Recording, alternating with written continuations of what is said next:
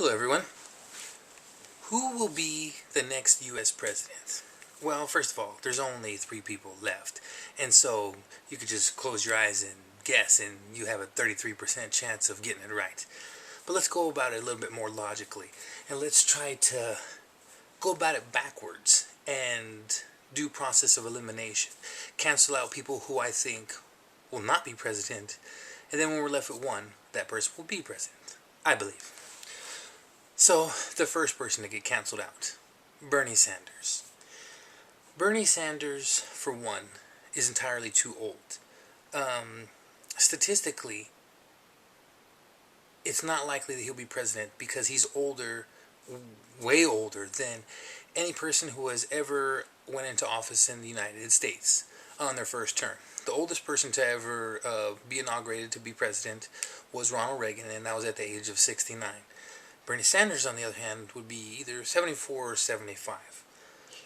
That's one of the reasons that I believe he will not be president. That and his ideals are a little bit too liberal. You know, wanting to make the minimum wage $15 an hour, like immediately. You know, and not 2 years from now, 5 years from now.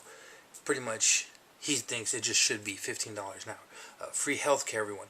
You know, these great ideas, you know, it sounds good, but it's just not feasible. You know, we have a country of some 300 million people, and attempting to, you know, offer all these people free health care, free college, whatever other free things, not to mention bumping up the minimum wage, it's got to be paid for somehow, and so it's not feasible, it's not a practical idea. And people know that. And so, although he does have a lot of followers, it's not enough for him to be elected president, and he will not be president. Matter of fact, not only will he not be president in 2016, because he's so old, like I said, 74, by the time November comes around, he might be 75. Even more so by the time the next election comes, 2020, he'll be pushing 80 years old. And so, I'm going to venture to say, not only will Bernie Sanders not be president in 2016, he will never, ever be president of the United States. So that leaves us with 2, Hillary Clinton and Trump. So who's the next person to get next off the list? Hillary Clinton. But why? Hillary Clinton seems to have a lot of supporters. She's a woman. You think do you think she'll get a lot of women votes? In which she will. However, from one thing, the whole Benghazi scandal. Okay, regardless if it's true or not, the fact is that some people believe that she was involved in something nefarious with the Benghazi thing. And because of their personal beliefs, again, regardless of whether it's true or not, they're going to vote against her for that. They believe that, you know, she's not an upstanding individual, so they're going to vote against her. They believe that she's, you know, a criminal or otherwise a bad person. Okay? But more importantly, she can't even, in the polls, she can't even dominate against Bernie Sanders.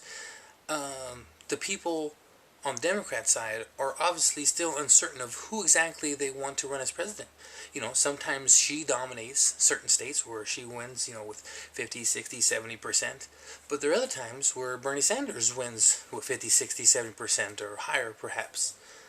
And these states go back and forth. Whereas on the opposite side, Donald Trump, he pretty much dominates every state, and that's why everyone has dropped out thus far. And on the other side, why Bernie Sanders has not dropped out yet, because he's still getting a lot of votes. Regardless if he will win or not, which he won't, he's still doing well. Well enough, like I said, to prove that Hillary doesn't have overwhelming support to win the presidency. And that leaves us with one. Donald Trump. Whether you like Donald Trump or not, I have no particular favor for him. I have nothing, you know, against him or anything of the sort. I'm fairly neutral. But the fact is that he does have a lot of support. Regardless if that support is based upon hatred or racism or sexism or whatever you want to call it or attribute it to, the fact is that he has a lot of supporters. He has the type of support that Obama did when he was running. And that's what you need. Regardless, again, why somebody supports a candidate, the fact is that you need some massive support by the multitudes in order to win an election. Not just a few people, not just one or two demographics, whether it be women or blacks or even white people. You need a massive amount of people to like you or to want to vote for you, okay? And although there are millions of people out there who really hate Donald Trump, he's gotten so much bad publicity, which in turn is just publicity, that so many people know about him, bringing people out of the woodwork who perhaps wouldn't normally vote, so on and so forth, that he's going to amass enough votes to become president. I'm almost positive. Actually, I would bet money on it. However, there is one more however. So I do believe that Donald Trump will be president in 2016. But he will not be president for 8 years. I believe that he will only be president for 4 years. And then come 2020, spurred by the 100th anniversary of women's right to vote. Women got the right to vote in 1920. And so around that time, it's going to start to be talked about. 100 years ago, women got the right to vote. It's going to cause... It's gonna cause a dialogue, in the United States. People will talk about it, get women to think about it. Wow, we used to, only 100 years ago, we couldn't even vote. And because of all that, it's gonna push more women to come out of the woodwork and to vote for a female. And so I believe we will get a female president, not in 2016, but in 2020. Unfortunately, for all you Hillary Clinton fans, it will not be her. Once 2020 comes around, Hillary Clinton's going to be around 73, 74, something like that. Again, old, like Bernie Sanders is.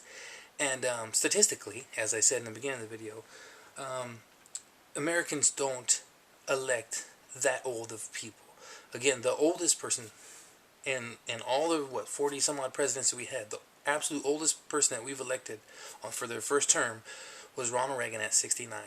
And so it just seems to be a fact that 70-year-olds or older don't get elected. But so expect that to happen. You may not like it, but sometimes you just got to deal with facts.